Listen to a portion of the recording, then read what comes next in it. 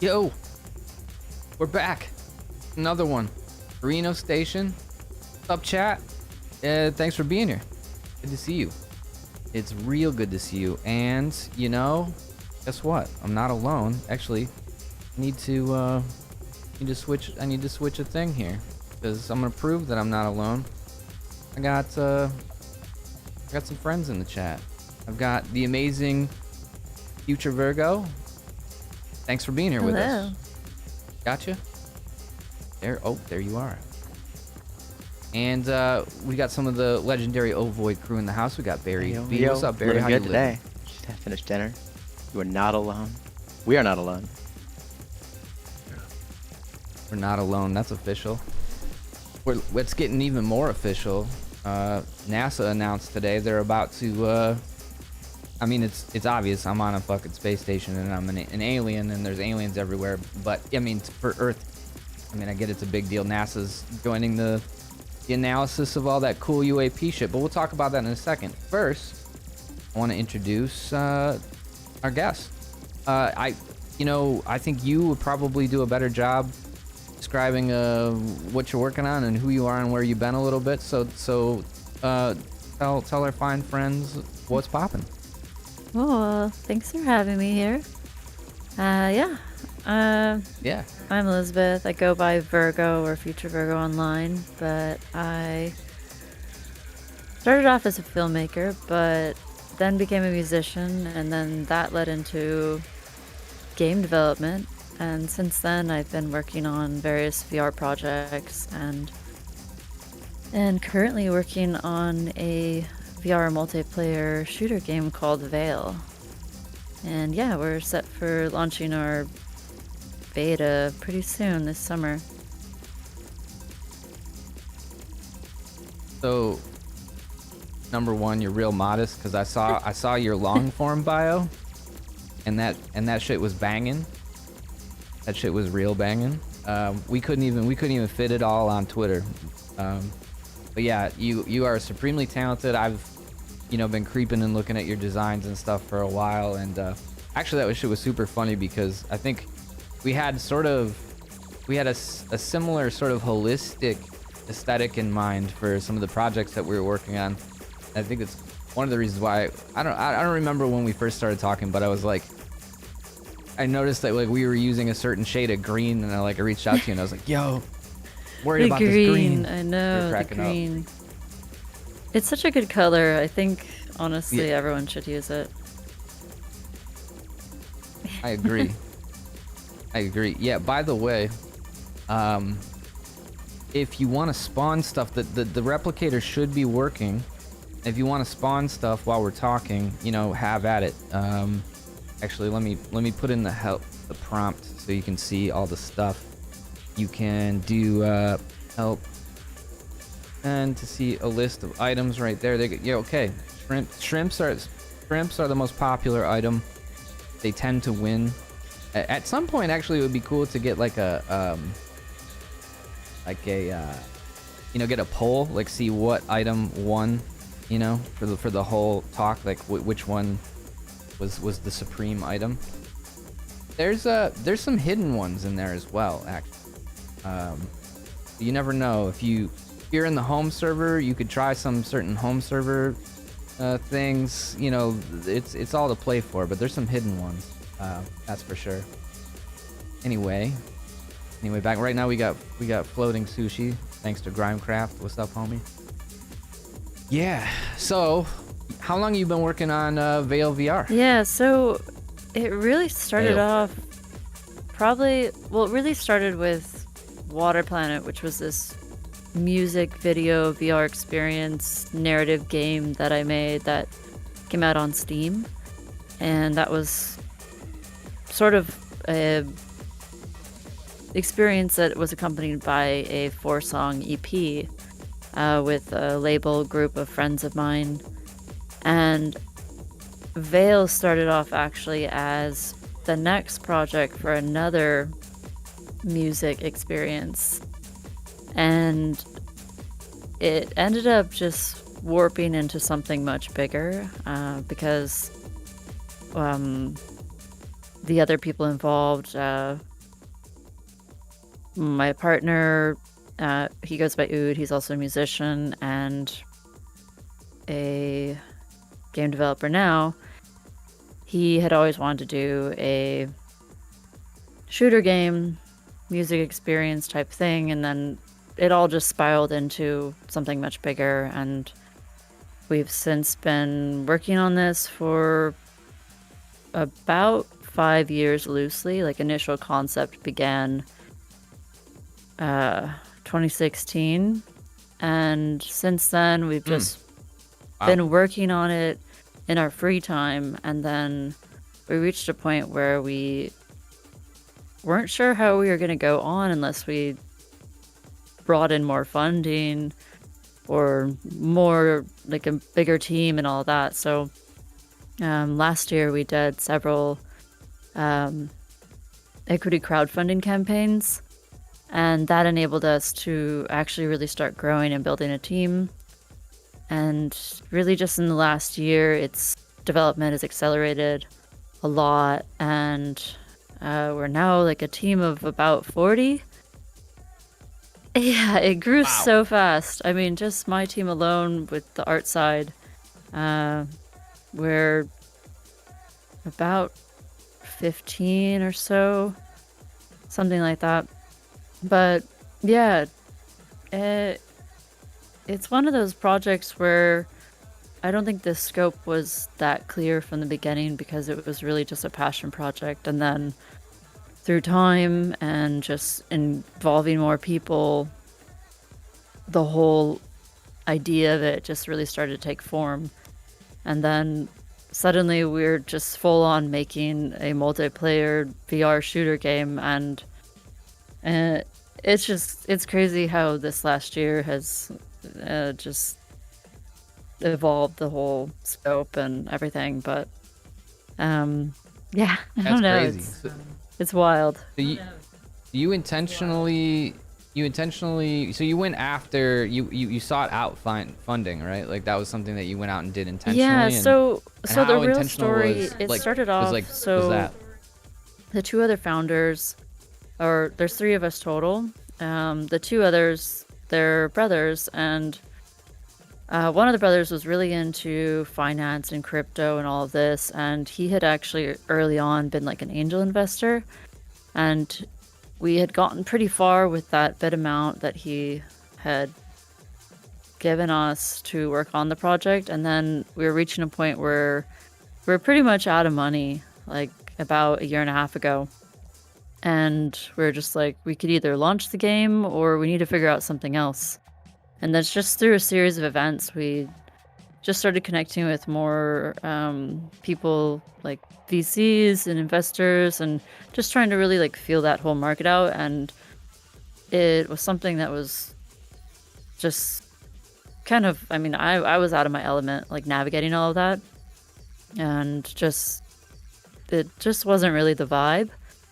And so then someone had brought up equity crowdfunding, and so we just started looking into it. So we went on this site called Start Engine, which basically some new laws were passed by the SEC that enabled crowdfunding in this way, where it's people actually earn equity in your company, as opposed to just like getting a t-shirt or something like you'd get with like a Patreon or Indiegogo, or I don't know, one of those other websites. So yeah, we did that, and it was immensely successful, more than we ever imagined. And so that really is what like propelled us into that. And since we've done another round, and then we connected with this other investor person more in the crypto space that encouraged us to do an NFT project. And then that was another way for us to get more money to be able to hire a team and actually really build this out with the vision we had in mind. So the whole of last year was basically just like fundraising, building the team, really just like seeing how far we could go with it and actually really make an amazing VR game, because that's like the ultimate dream. All of us have been obsessed with VR for many years, and just waiting on some content or game or experience that just, I don't know, sets the tone for what VR should be, and like really inspires that transition for people to leave just traditional like desktop gaming and like actually try something new. So that's like the goal, is really just to like, you know, like make a really great game for VR. And that's just completely shifting the paradigm of what gaming should be, because with VR, it's just a completely different experience, and there's so many different mechanics and ways to approach gameplay that you don't get in regular gaming. So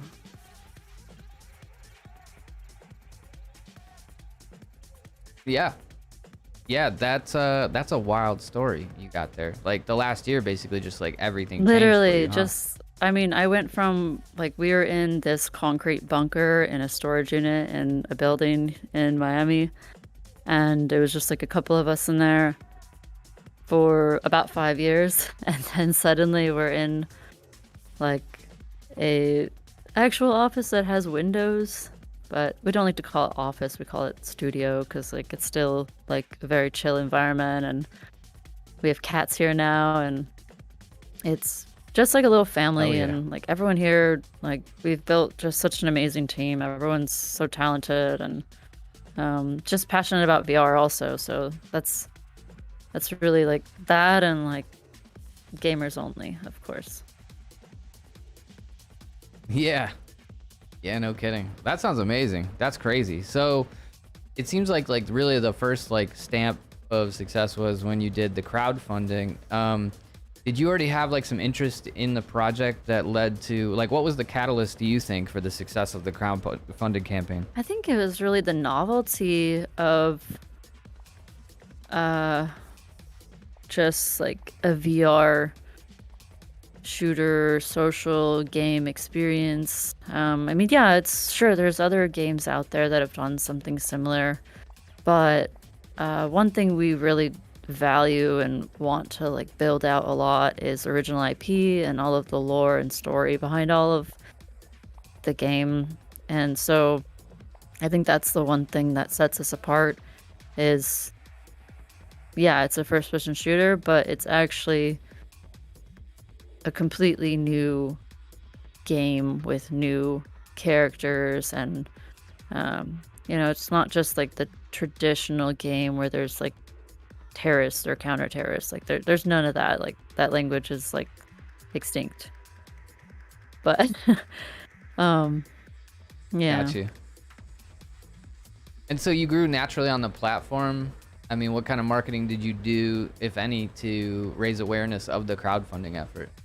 For the crowdfunding, it was really so our CEO now, he's just one of the most charismatic people I know. He's a connector. He always just is meeting people, and I don't know, I think he just was really he was actually really the catalyst to make it all happen, because myself, I'm an artist.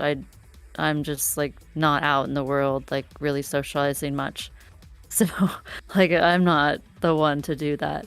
But Right. he has that ability to like actually, you know, speak to people and, you know, help them understand what we're trying to do, and like, you know, help them like believe in it also.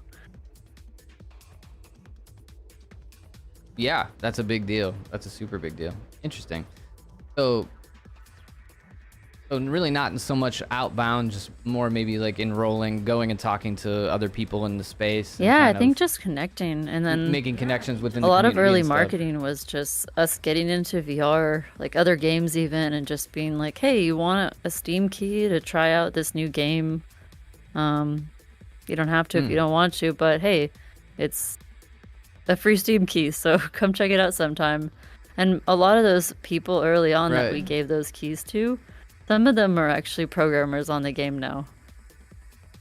Or community managers Oh, wow. even, just like, I don't know, somehow early on we connected with some really great people. I think because they were just really hardcore VR gamers and equally passionate, and some of them were even, you know, like programmers or doing QA or other things on the side.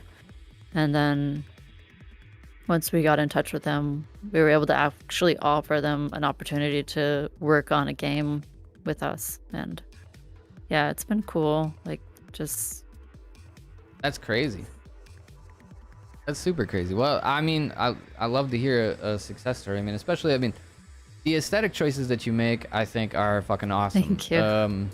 I think it's a big part of you know, what piqued my interest in checking it out even was like, oh wow, yeah, somebody's kind of got you know, you've got a real rad aesthetic sense. Now, you said you got started with you were producing music, and then that turned into an opportunity to visualize that experience of the Steam game. Now, did you help with the aesthetics of that first VR experience as well, or were you just mainly producing music? Yeah, I mean, so where did the shift take that's place? like just, I don't know. I think I'm one of those people where, like, in games, if there's ever like the world builder, or I don't know, where you're in Warcraft where you can make custom maps, or any sort of like those tool type things where you can... I never modded actually, but I always loved like world building stuff. So another friend had actually told me like, hey, you should download Unreal Engine and just check it out. And I did, and then I just was in there playing around in the editor, making stuff, making scenes, and just mostly making visuals. Some of it I would use it as like backdrop while I was performing. And then just, honestly, I was just spending a lot of time in Unreal and like watching tutorials. And then I had compiled like all these different worlds, and those kind of, it ended up, I was like forming them around the songs that I was writing and creating these like unique worlds for each song. And then I ended up stringing it all together into sort of a walking simulator type thing. And then I had showcased that at Red Bull here in Miami, and did like an EP release type thing. And then, I don't know, we were just sitting there, and one of the people from Red Bull was like, hey, you should try out VR with this. And I think at the time I had tried VR, but I hadn't, like, I'd sort of thought maybe that would be interesting, but it wasn't like super on my radar. And then I think at some point around there, I was invited to Steam Dev Days, which they haven't done one in years now, but went to Steam Dev Days, or actually no, I guess that was actually before. So sometime before that, we decided to just add VR, and I think I had maybe applied for an Epic grant, and they sent me actually one of my first headsets for the project, because I guess okay, so it's been so long now, but the timeline basically was, back then for Steam, to get your game on Steam, you had to go through their greenlight system, which was basically the community would upvote a project out of interest, and then it would be approved or greenlit to be released on Steam. And yeah, so I had posted just like some preliminary gameplay of Water Planet, and the game got greenlit on there. And then from there, after that, then we decided to add the VR. And somewhere in between there, we went to Steam Dev Days, and then that's when that year in particular, the whole focus of the conference was about VR and like the next wave of games. And it was funny though, actually being there. I think what year was that? I forget if it was 2015 or 16. I don't remember. Okay.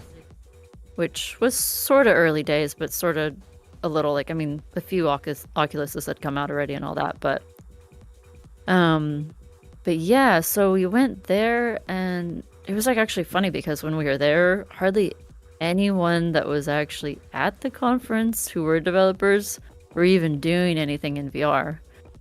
And people just kind of scoping I it out, guess, kicking yeah. the tires. I mean, even I just went to GDC this year, and even still, there wasn't that much VR happening. Like just a few studios. Interesting, huh?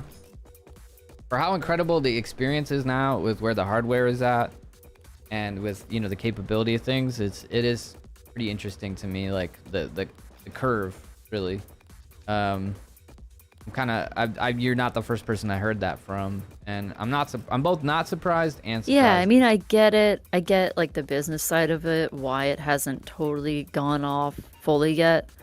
But I also just, yeah, I mean, there's just so much to explore with it.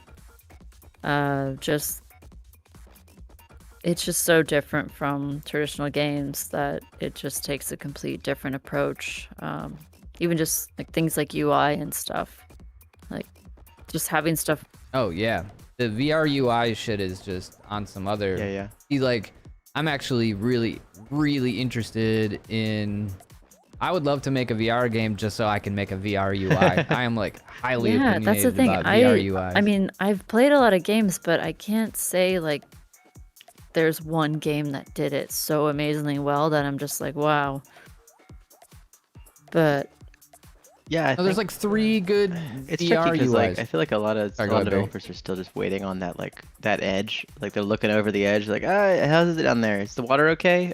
Maybe not yet, right? They're like waiting for somebody else to give them the thumbs up that like it's good. This is low risk. You can do this and have a good time. yeah. So the only people you're seeing are making stuff right now are like small. That's why it's almost all indies. It's because people who are willing to bet huge, like Valve making Alex, right? That's a ridiculous bet that only they can make because they have Steam as an income source. Alex doesn't need to sell enough headsets to pay for itself. And still, they're honestly the best benchmark. They are, yeah. Like Alex, even with its flaws, I think in terms of like immersiveness, still has a lot of the like best made UIs and UX out there, even after like what, 2 years, 3 years now? Yeah, no, 100%. It's actually kind of insane.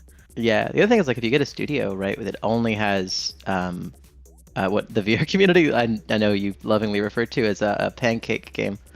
If you have a studio that only has 2D experience, like they're making games for flat screens, a lot of the time they lean on that a little too hard, and so you end up with games that the UIs and the experience is still pretty focused around like this kind of should have been a mouse, but you're using your controller like a laser pointer. It's not really interactive or particularly like skeuomorphic when you're interacting with stuff in the game, and that I think is one of the reasons why a lot of the like AAA attempts or high budget attempts at some VR titles fall flat, like don't sell very many copies or don't get great reviews. It's because they're not really making VR native games, right? They're taking lessons from 2D and then thinking that they're going to work in VR. Yeah, and like I've noticed a lot of the best designers that I know, like XR, the people that are like working on the issue of UI and AR and VR are all like really stoked on eye tracking, because it is just like gonna be easily the most natural way and the coolest way to navigate through things. And we've talked about that a bit before here, plenty, where it's like there's that trade-off of like it's super sick and super usable and clearly the thing to do, and also terrifying to let people have access to that as a stat for harvesting, right? Like all the information that can be gleaned there. But from a design perspective, and to focus on the positive side of it, there's so much creative shit that can be done with eye tracking in combination with gestures. And then also like you don't really completely. Sorry, yeah, I agree. And you don't see a lot of like I've had some talks with friends, that's like, what is some of the coolest menu mechanics in VR that you don't get to see anywhere else? And depth, like grabbing something like a cylinder and turning it and pushing it in for like a UI, for instance, or pulling it out. Like if you want to dive through the depth of a menu. You're like grabbing it and pushing it in and pushing it out to like menu dive, like shit like that. You don't see a lot of. We're just treating everything like it's 2D, fixed in position, like, you know, like what Barry was saying, and it's wild to me. Like I would love like to not have to sleep or be another person altogether, so that I could just like come up with cool VR UI stuff, because that shit is like really, really fascinating to me. It's tough to get away from like the 2D elements. I mean, even with Veil, we've had a tough time completely leaving that. I mean, we have ideas for how we would like it to be, but then optimization and everything else that comes with it, it's still tough. Right, you're limited on, you're limited on rendering power. You're limited on. I think there's always a trade-off between like skeuomorphism and just like speed, instant response, right? Most desktop like 2D UIs are instant response. There's no like big animation that plays. It doesn't look flashy when you open a window or close a window. Buttons don't, do something neat when you click them. They just work. They just do what they're supposed to do. And so building like a cool UI and building a practical UI is sometimes a really tight balance to strike. That, and you can't, if you build something brand new that doesn't follow any existing, UI patterns that people are used to, you're going to get users who get into your app and say like, oh, this is hard to use. And that's what the review is going to say. It's not going to say, oh, the UI is really cool and innovative. It's going to say, this is hard to use and I don't understand it. So a lot of this stuff is like, you got to just have the ideas and write them down and then wait for the VR user base to catch up in terms of like people growing up with headsets or people being like VR native, right? Having spent, once you get somebody in a headset for 200 or 300 hours, then you can start, offering them these alternate UI choices and they'll maybe understand it a little bit better. But, you put somebody in 5 hours in on a Quest 2 and go like, all right, here's a brand new UI scheme that you're not familiar with. There's no exit button, there's no windows, there's no, there's no like list of buttons to push with a laser pointer the way you're used to. They get kind of confused. Even with like in-world menu systems, like having to walk over and click a button to turn on a mirror. I've put people in VR chat a bunch of times, and that's always like one of the weirdest things. It's like, oh, they just go click the button. And even then, there's like some people will try to like, people who play games will try to put their hand out and then pull the trigger to click, to quote unquote click the button. The people who don't play games will walk up and try to like push it with their finger. And so if you want it to work for both of those people, you have to either make it both work both ways or like make that choice. And that's also that kind of UI choice happens across the entire game. That's a tough thing, is like just having a language for if things are interactive or not, because I mean, in VR you want everything to be interactive, but then having everything have physics, at least for Veil with a multiplayer game, it's a little too much, but someday. Yeah, no shit. Oh, for the chat trying to figure out the secret sauce. By the way, chat, what's up? I see a Grimecraft, I see a Ploopy, I see saw an Amoth in there, the Vians, the Banana, I see. Yeah, so secret sauce was not in fact the secret sauce, but that was a good thought. I'll give you one. There's Mass Nose. And that one. So now you're inching ever nearer to reality of putting the actual game out, and you're getting it's beta crunch. Beta time, crunch. yeah? We have, I think, 3 weeks. And yeah, we have a lot to do. I mean, it's not going to be a polished game for beta. It's not possible, but it's going to be fun. So, I mean, I think I'm hypercritical just because I want the art to be all there, but it's just things take time, and to make things beautiful, it's a lot of detail that we want to put into it, but the game works and all that, so it is a lot of fun. So I think the beta's, it's going to be good no matter what. But yeah, we're definitely feeling the pressure over here. I think it helps though that we have 2 cats in the studio now, so we have comfort animals. Yeah, you just got a new Yes. cat, Cats. right? Blade. Blade. Blade has entered Virgo's chat in 8. You said 8 weeks. Black cat, green Yeah. eyes. It's a thing of beauty. He's perfect. He's sleeping right now on You're my a cat lap. mom now. It's That's the a nice best. cat. Perfect.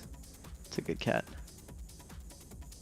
Yeah, so that thing when you're like in charge of a new small life form, that does take, like you were saying, like you don't sleep as great because you're like, I got this new thing I'm in charge of. That's a vibe for like a while, where you're like, part of you cannot detach from like the survival of that creature. Yeah, I have to go, like, today I had to just, like, ignore him for a little bit just so I could actually work, and I was just like, stop being so cute. I'm not gonna look at you. But Yeah, that's impossible, but good luck. Yeah, that's the best. So, what kind of are you still making music? Probably not, because you're like fully slammed on this. But what kind of music were you making when you did? I didn't realize that you. produced music. yeah, I've had a few waves, but early days it was like more synthy. I would sing and stuff and had lyrics. And then in recent years, it's just pure techno, like hard techno. But yeah. We need a techno. Okay, well we have a Pure boombox. hard I think there's a tech- okay. boombox. Okay.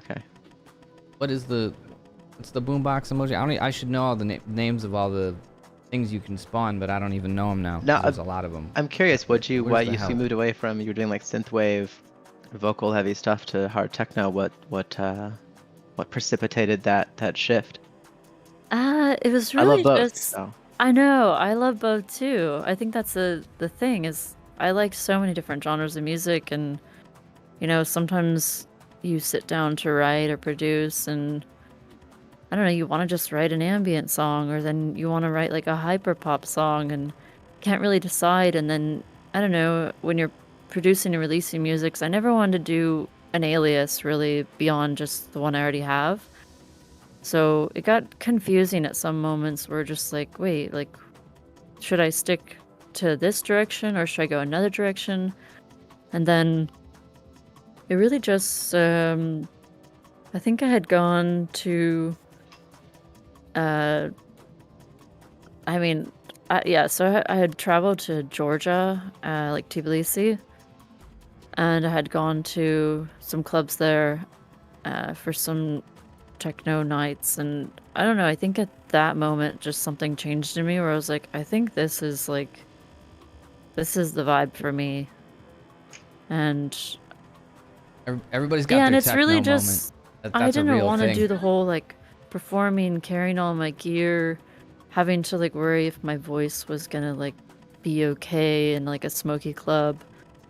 And then with DJing or just, you know, producing techno, it was much simpler. I just show up with a USB key and, you know, have fun actually, and, you know, feel more relaxed. And Imagine. I don't know, something about it just like fit more. And I just actually, the music just spoke to me in a different way that, I don't know, it was. Yeah, techno's got like this, you know, there's this, and there's this, it's the drum. It's the single drum that carries through the night. That's like something that's been unifying human beings for, you know, thousands Yeah. of years. And, you know, techno kind of carries the legacy of that. As a person I've had a bunch of different aliases, and I've made a lot of different genres of music, and I can actually not, for the life of me, stick to making one genre of music. Even the funny thing is like, it's actually whatever kind of music I'm like really into at the moment, I'm never making that music. When I go to sit down to make music, it's always like whatever the polar opposite is, which is for me an amusing Oh yeah, I'm the conundrum. same completely. And also it's better that way because then, with the deal with you know, what you're producing is less informed by what you're listening to, and then it's just purely from you more. Yeah, and I'm also like, I'm a multi-instrumentalist and stuff too, so like And I've you know, I did a bit of traveling and playing and stuff, and yeah, it's like it's really alluring to just, you know, travel light, travel with a USB, and then uh, like pull up. But even still, even though I'm making, ironically, when I moved away from Detroit, I started making a lot of techno.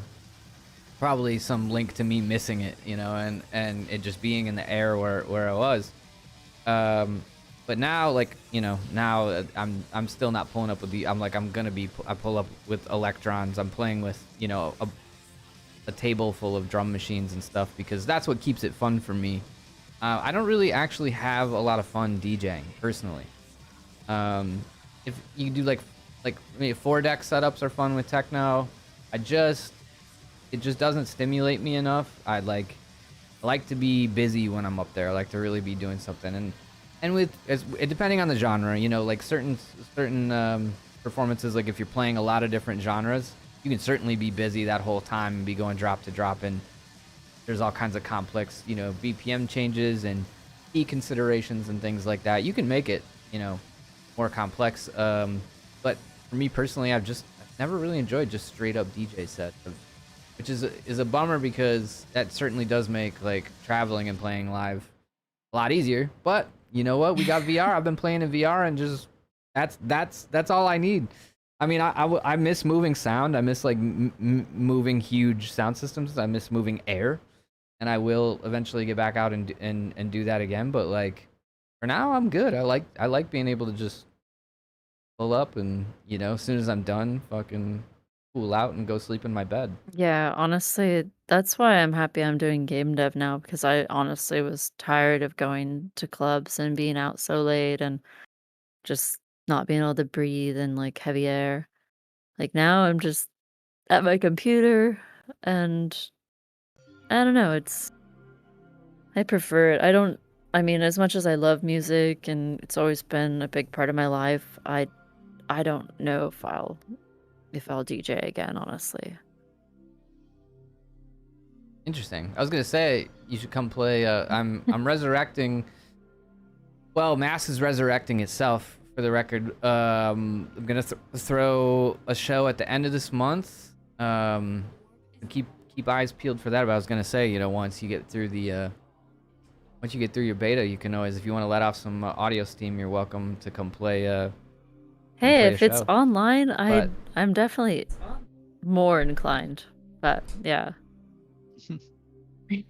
yeah. We'll talk about it offline. But yeah, I'm super stoked to bring Mass back. You know what? Fine. It's on the 24th. It's coming. Mass will be back on the 24th. I'm not announcing who's playing it yet, but we got a really rad lineup, and there's gonna be some cool new stuff going on, and I'm thrilled to be doing that again. I don't know if you ever seen Mass, Virgo, but it's a giant mech. I've seen pictures, but yeah, I would love to like attend if I can.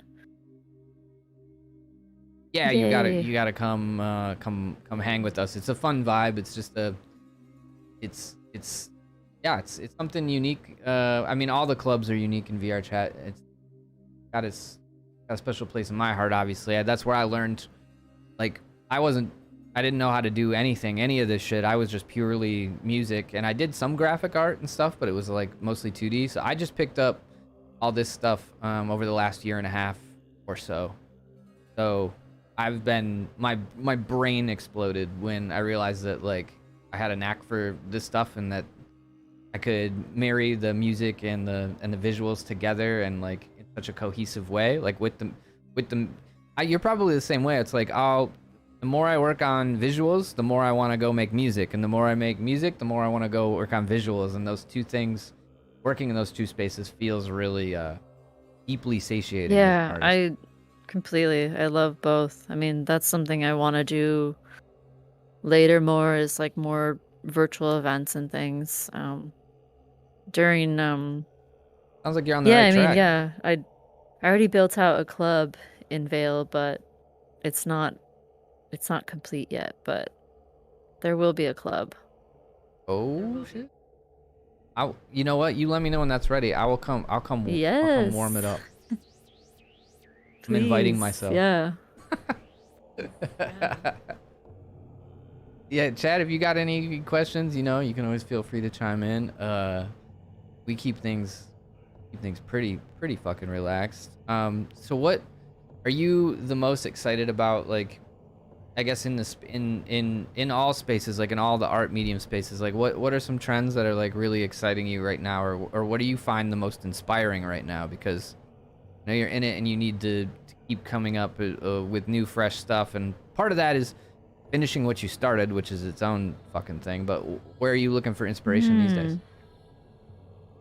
Wow, that's always tough. I mean, in general, like just so like the whole vision of the game is basically it's not dystopian, it's not post-apocalyptic, any of that. Fuck It's yeah. like I'm so over that shit. I'm so like, we got a future, guys. yeah, We got a so future.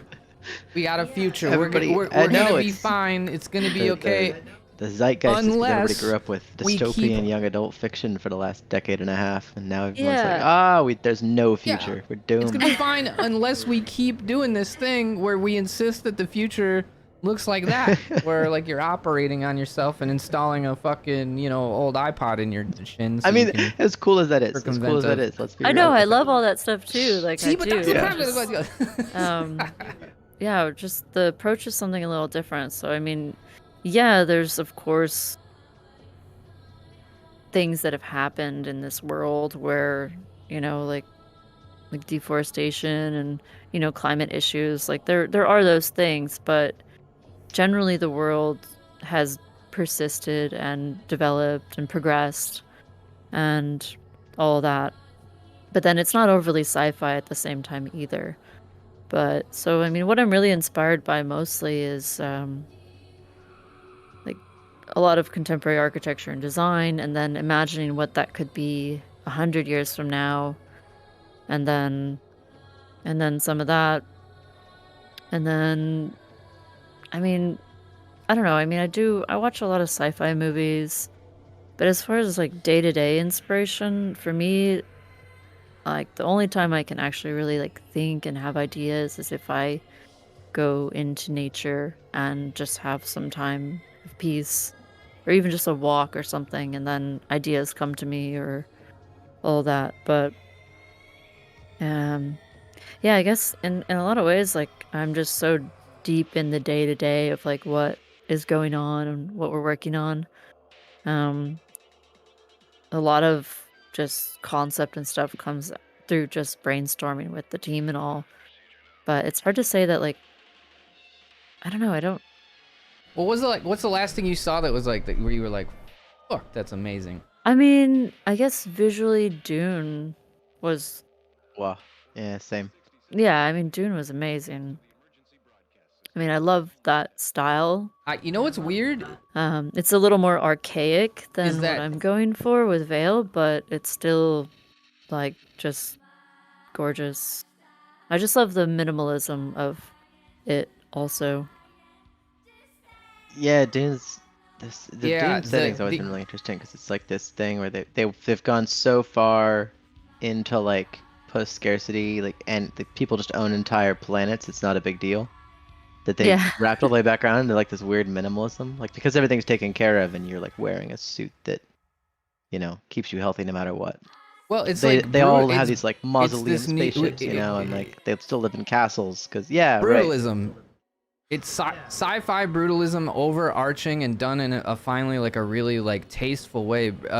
Like as brutalism sort of sneaks its way into the veins of everything these days, there's like more or less like, I guess, more obtuse and more like or like grandiose and more nuanced approaches to it. But it was this really rad, like believable line being walked there with like like the lumbering like it felt realistic. It felt like the monuments could be real. It felt like they could exist. Sometimes those things in sci-fi spaces get pushed out to these like extremely unrealistic levels, which is cool to see.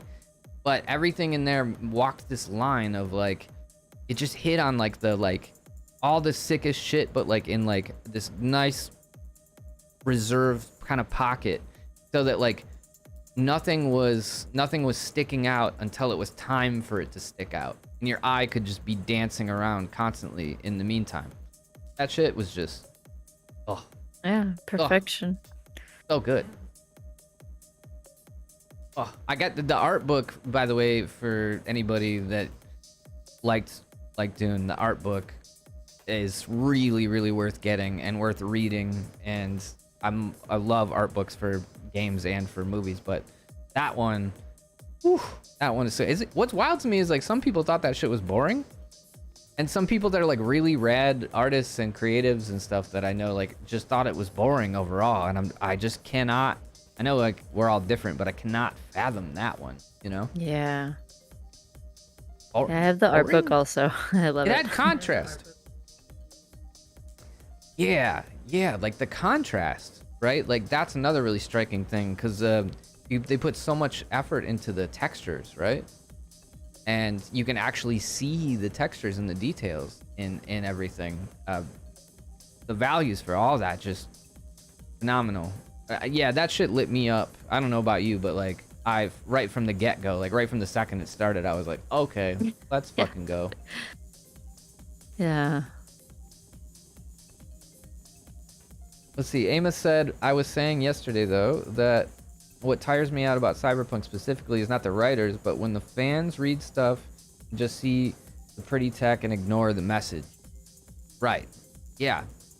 I mean, Cyberpunk as a vessel to tell really rad stories. It is, in general, a great conduit to sort of warn ourselves or to tell cool philosophical stories.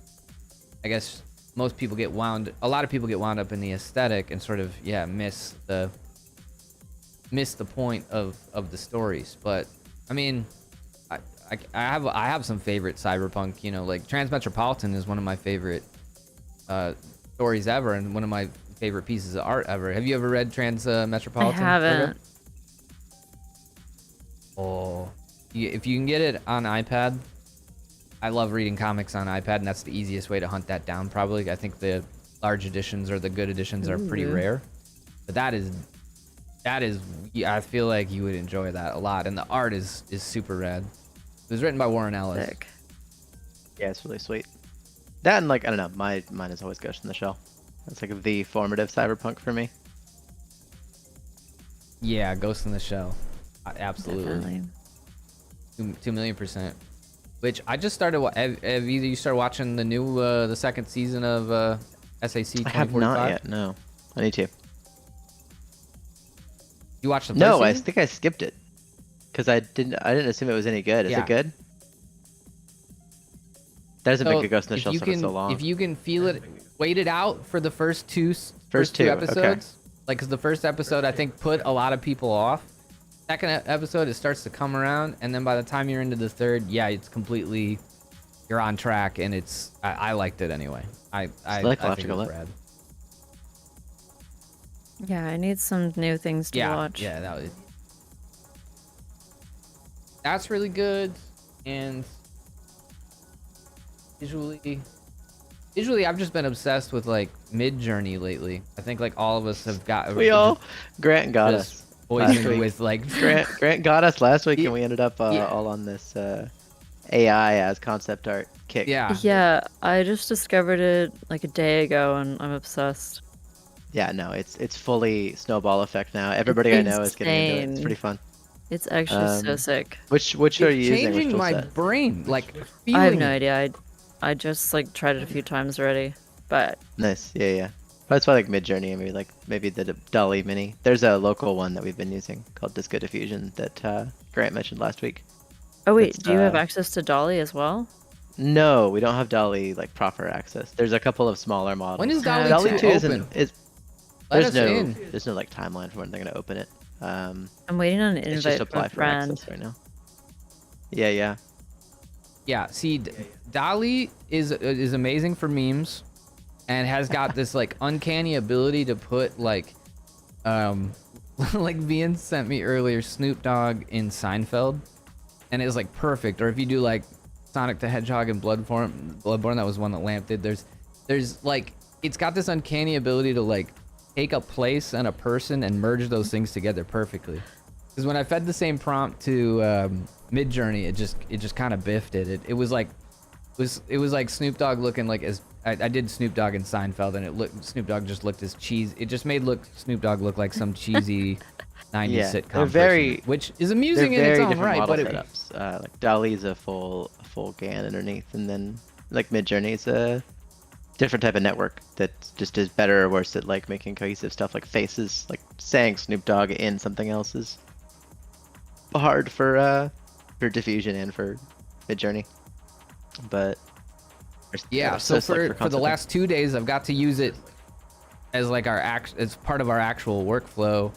We're getting into avatar designs real heavily. We have all these different classes for the avatars, and so I started to really get into using it to hunt down, like, because the normal process was to make like a reference board for all of the textures and like visually what we're going for and the colors and all that, and then basically to just like start modeling and start messing with forms and shapes, maybe do some flat sketches, and then go in and do materials and all that. And you can kind of compress that shit and get some really great ideas by taking the original input that I had from the reference boards made. I made it both reference of a collection of like kind of visual, like the materials and the forms and the structures, but also made like a list of kind of keywords already by describing what that was. So taking that list of keywords and then pumping that through and appending it gave me all these wild ideas so fast. In fact, like I think I spent so much time in it. It's happened 2 nights in a row now. I'm dreaming in this really bizarre way where like I'm seeing shit, but then I have like multiple options for how I can perceive the thing, and I'm dialing it in real time. Like I'm selecting the one I want to focus on in real time, and it's enhancing that, which is basically what happens when you work with Midjourney or a lot of these. You're just kind of course correcting and selecting the thing you want. But it's fucking changed I can feel it changing my brain as it's happening. It's lighting up some new place, and it's incredibly exciting. Like incredibly. I love it. I just think that, I mean, yeah, it's just so sick to like not have to like see a Google image that you've seen a million times, but see something new. Yeah, or even cruising on exactly. like, yeah, Pinterest yeah, and shit. exactly. Like there's like, really no more only Pinterest. there's a lot of shit, but like it's all wedged into like, yeah, you see all the same brutalist stuff or the same like acid graphics or the same fucking movies, like Yeah, like the first thing I typed in was like but in this brutalist alien megastructure in the desert or something. It came out so sick too. Like I was shook. Hell yeah. I mean, and so it's like what you do with that. I think like using it as a prompt, I'm really interested in like, so one thing I was doing was like inputting a place, like some made up shit that just comes from top of mind, like the infinite groves of Chandal on planet Nexath, and then it will put some like it'll do its thing, and then I see the thing, and then I describe that to OpenAI, and I'll say like, write a scene between 2 characters in that place, and then it fills in its own details with GPT-3 fills in its own details, and then that feeds other ideas for structures or characters or things, and like over the course of 20-30 minutes you like have this whole thing like that spits out. And granted, you could do that with your imagination just fine. It's just thrilling to have access to. It's like it's co-creative. It feels like you're working with other people. What is it called? There's I have it sometimes, but it's something you can exercise where I'm blanking on the word, but there's certain people that cannot visualize things in their brain. They just can't do it, and it's something that you can exercise and learn to do more through training and practice. But aphantasia is what it's called. I definitely have a bit of aphantasia, and so for me, like you say, close your eyes and visualize an apple. Can you see the apple crisp, clear, vividly? I cannot. It's mostly like enclosed in like a black shadow, and I can see like a bit of the outline. So programs like this just, I think, can help expand your brain more to, you know, I mean, just be able to grow the imagination. You know what you gotta do? You gotta summon. Sometimes you gotta summon an evil eye. Sometimes that's definitely a hard. I'm pressing on the chat. Sometimes you gotta summon an evil eye, and that's a real. Actually, there. That kind of visualization is. Sorry, this is. I don't know if you can see the stream. You probably can't because you're in VR, but I couldn't help myself but put. Sometimes you need this. You need this right here. This is what you need. You need all multi-dimensional. It's basically what it is on the stream. It was an giant evil eye spinning around a vortex of what could be perceived as doom, or I see it as more of a positive thing. But no, you do have to flex that muscle, and that's interesting. I didn't actually know that there was a. I didn't know that was like a thing, that like that lack of visualization actually had like a aim and like a. Yeah, I didn't either. I learned about it recently, but it kind of like made me realize like, oh, okay, that's why sometimes I just like can't imagine things. And then for whatever awful reason, if someone says something really morbid and gory, I can visualize it perfectly. So it's like a curse. That's a fucked up trade-off. Selective effort. Or even like I'll take things like really literally, and I'm like, oh god, I don't want to think about that. Right.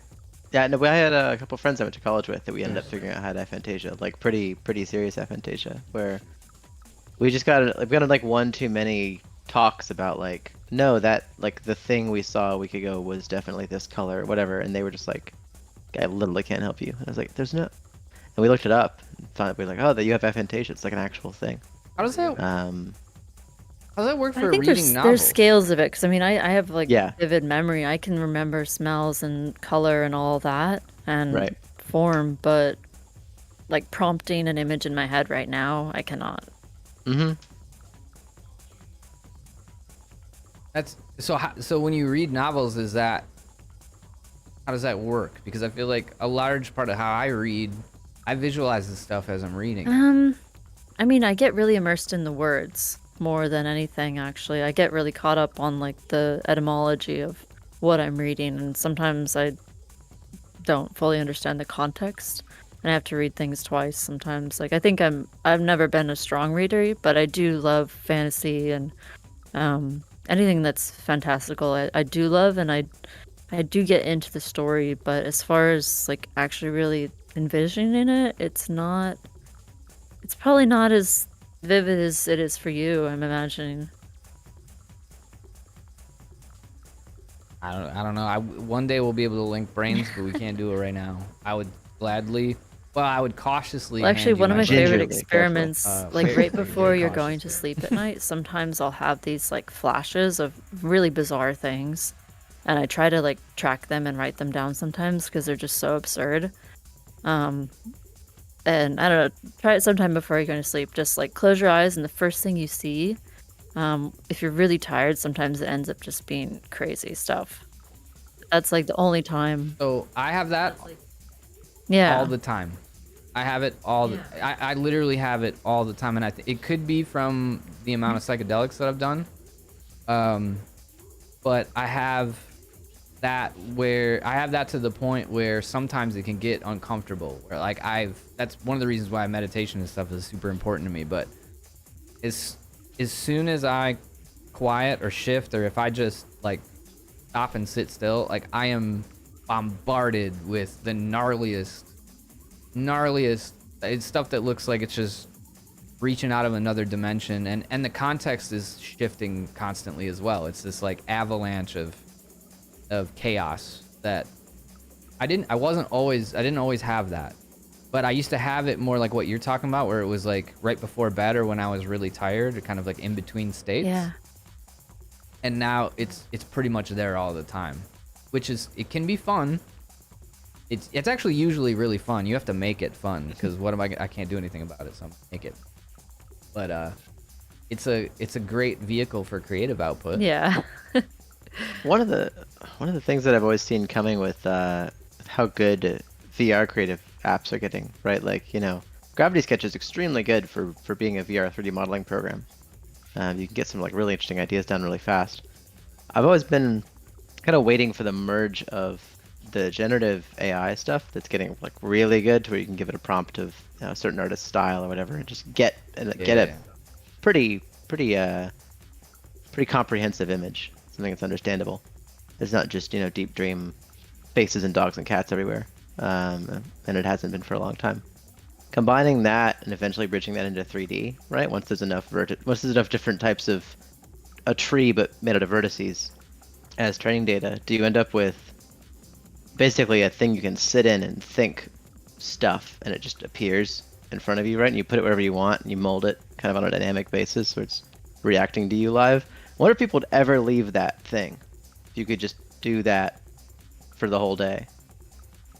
Yeah, well, considering how fucking stimulating even just working with these like GANs and stuff, working with like Midjourney and all, like I can see that genuinely being Yeah, Yeah. I was gonna say it feels a little drug-like Because- sometimes being able to just be like, I think a thing and it exists now and it's really pretty, right? yes, that in VR. So like I'm imagining like point clouds. Like if we could figure out like a really optimized way to handle Exactly, point clouds, and then like translate that to the way GANs work, like that. Yeah, I mean, and then like figuring out a way to scrub through that so that you're like honing in the thing that you. I really feel like it's And just actually, training data at this What point. does that sound like? That sounds like It is, dreaming. yeah. Because when you dream, I don't know if you noticed, is like the second you think a thing, that thing happens. It's like for better or for worse. Because you'll be like, oh no, I hope I don't fall off this. Oh, you're like I hope there's not a fucking murderer behind this door or whatever. I noticed that there's just like this like minimal delay between like what you think and what you focus on and what happens in dreams. And like that would be fucking gnarly if it was directed. It was like directly extracted from your thoughts. Like, Well, I think that's like the one limitation of AI at this point is sometimes it can be given information and it can be easily construed in a direction that is maybe not ideal or even just like anticipating action. I think there needs to be a lot more years of machine learning to perfect that. yeah, I mean, it's some scary shit, but I'm looking forward to the union. Well, it's been a little over an hour, and I know that you're like crazy in crunch mode, and I really appreciate the fact that you were able to jump on this week and like chill with us. And yeah, y'all should follow Virgo. It's if someone wouldn't mind dropping her Twitter in the chat. And keep up with Vale too. I want to come play. I haven't played yet. I gotta come. Please, I gotta come. yeah. Did I give Gotta you come a play. key yet? You gotta. Okay, You okay. may have, and I've been in chaos myself. But let's make sure because yeah, we would love to come play and see what y'all are do working it. on. Like I'm super Every intrigued. weekend we do we Yeah, have like- servers up and everything, and we're testing and playing with everyone. So, would love that. Yeah, that sounds super fun. But yo, thank you for coming. Yeah, I thank really you for having appreciate me. you. This was great. Like, thank you. Yeah, and actually, like, I'm thinking, like, in the future as things kind of roll, we get more people because we're all the guests are like kind of working in similar spaces, and I think it would be cool to just have like multiple guests come on and have like a conversation with like a specific Yeah, I'd umbrella love that. topic of like like that would be fun. And plus everybody's like knows how to get set up and come in their avatar and hang out, so it's like why only do it once? Let's Yeah, next time I'll be rolling. less of a noob Yeah. because I've been doing VR for at least 7 years now, and I don't even have like a virtual desktop right now. I'm literally just sitting in this space, not looking at anything. oh whatever. It's all good. No, you're far from a noob. You're developing a fucking game, so you know what? You're busy doing that shit. It's all G. All right. I appreciate everybody in the chat, and again, keep your eyes peeled. Oh, just a note too. I want to say we're falling back. So actually, we're not falling. So we're focusing. Ovoid is focusing on, you know, leaning into the lore and kind of developing assets right now. So we're falling back on certain things. Where the weekly meditations won't pop up for now, but we're gonna keep Karrino running, and we're also bringing like a more we'll say meme friendly show coming forward, because these are kind of structured, and I want to take the opportunity to like talk to artists and like get yeah, exactly, this is fine. I want to like, you know, like talk to artists about what they're working on, and like I can't meme as hard as I would maybe like to, or we can't meme as hard as we would like to. So we're gonna do one after dark where we just crack out and have all bets are off. We'll probably be messing with a lot of AIs and memeing pretty heavily, so that's coming. But for now, meditations are paused, and but we'll be back next week, Thursday, and maybe an additional day, so keep an eye out for that. Much love. We'll see you soon. And oh, Barry, thanks for being here too, homie. Appreciate you. All right, y'all. Take care. Have a good week. We'll see you next time. Stay focused.